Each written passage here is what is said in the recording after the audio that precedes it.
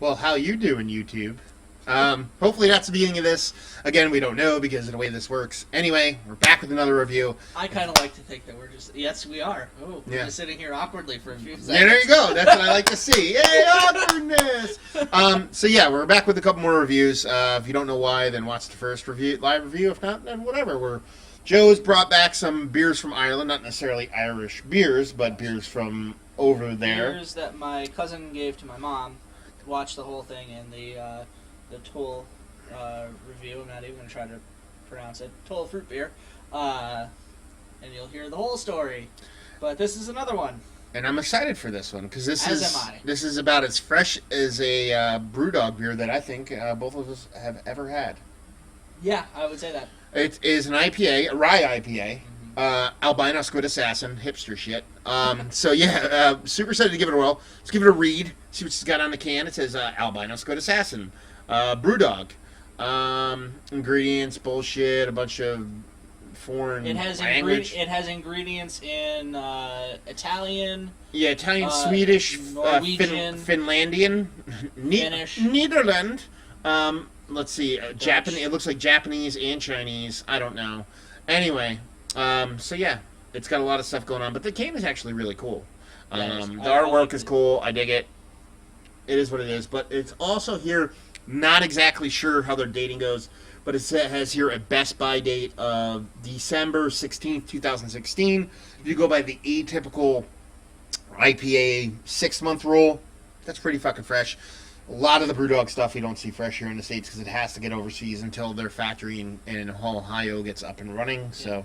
There you go. And then once it gets to here and actually out and the craziness that is it's Pennsylvania distribution. They're jipping us a couple ounces. That's happening. They are.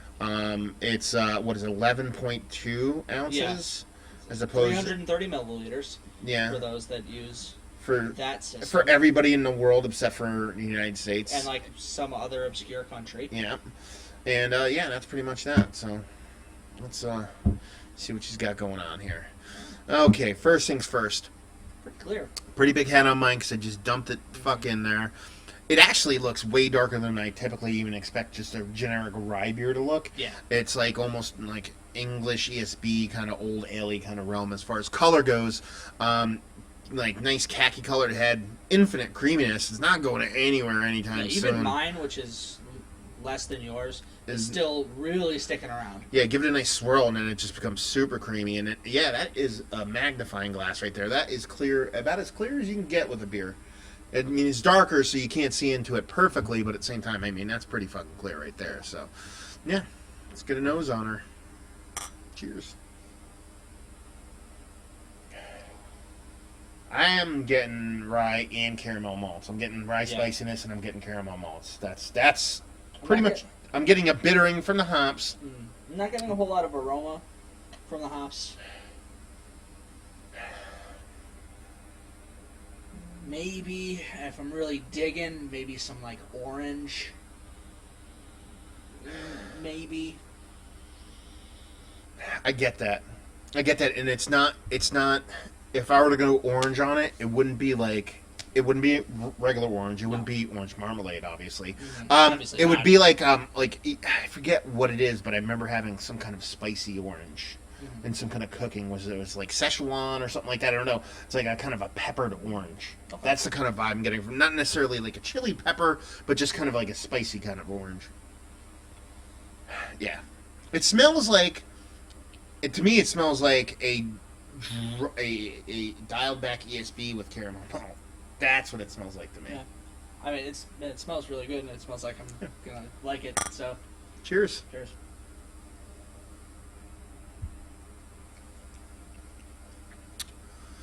It's okay, but that mouthfeel sucks balls. Yeah. It's water.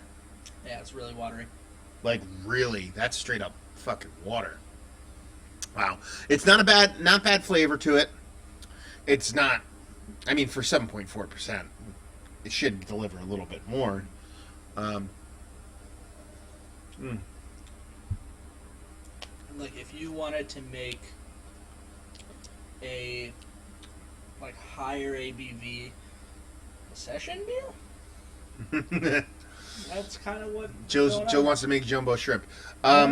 Like it's Seriously, though. it's weird because if you give it a good swirl, you get this nice head, and then when you drink it, you fight through the creaminess of the head. You're like, ooh, this head is really creamy, and this is gonna be nice. And you're like water. Yeah. It's like that episode of South Park where they're in the bank, and it's like, oh yes, we'll just put this $20 into this kind of account, and we'll just be able to move it around, and it's gone. Yeah. Yeah. Yeah, it's pretty much exactly what you said. Like, I wish this was like a 4% beer. Yeah. Because then I'd be like, fuck yeah, I'd drink this shit all day long. Okay.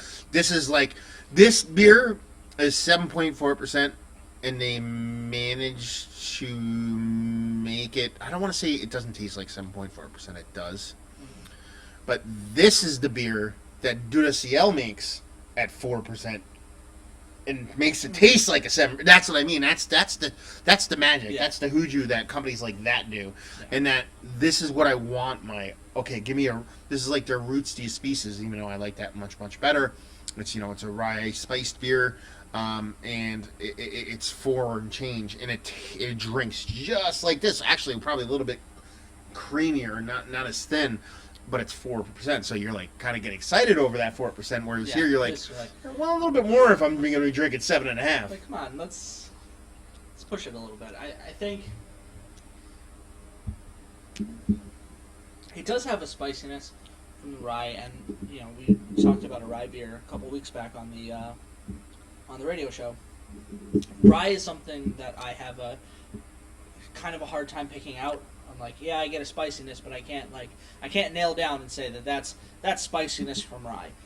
I am getting a rye spiciness from this beer, so that is one thing that's going on. And I'm a sucker for rye. I'm like, not that I drink a ton of rye beers, but I've learned over time that I'm definitely getting to the point where I'm like a big fan of rye, especially if it's done well. Like, one of my favorite local beers is Susquehanna's rye IPA. I just like it. It just works for me, and it's just something about it. It gives me what I want. It gives me that kind of slightly bittering, spicy kind of hop profile, even though rye's not hops. But it doesn't give me that kind of, I don't know, earthy kind of tea kind of vibe that I'm not a big fan of. Yeah. But yeah, it's a cool beer. So let's talk about it. Is one of the better beers I've had. One of the better rye beers I've had is Leighton. No. I don't think you. Yeah. What value and availability? No idea. It came from Ireland, so it costs I don't know.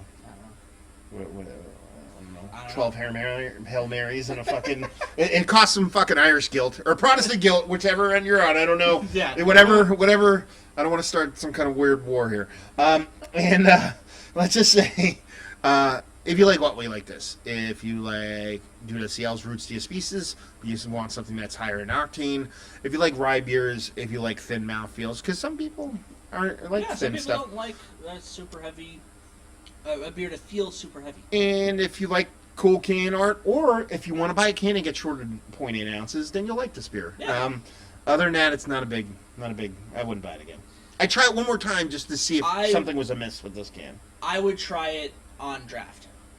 Oh yeah, absolutely. And see if there's just maybe it's a pack. Or if I was like at the brewery and they just made it and be like, okay, let's see what this likes straight. But there you go, another review in the books. Hopefully, you guys enjoyed it. If you didn't, whatever, comment, all that fun stuff. If you want to check us out anywhere else on the internet, you can. Facebook, Twitter, Instagram, Untapped. Massive Beers for me. How about you? You can find me on nepabeerreviews.squarespace.com. Also, Facebook, Twitter, and Instagram at nepabeerreviews. You can find us both at Beer Geeks Radio, live on Sundays, locally and on the internet, WILK.com, and 103.1 FM if you're in northeastern Pennsylvania. But if you're not, syndicated in iTunes and Stitcher. A little bit of a lull with posting as of late just because there's some transition things going on. But check it out. A whole backlog of goodness and some great brewery interviews and that stuff coming up. So yeah, hopefully you guys enjoyed this review. Hopefully you're enjoying a great beer right now, and hopefully see you next time. Cheers.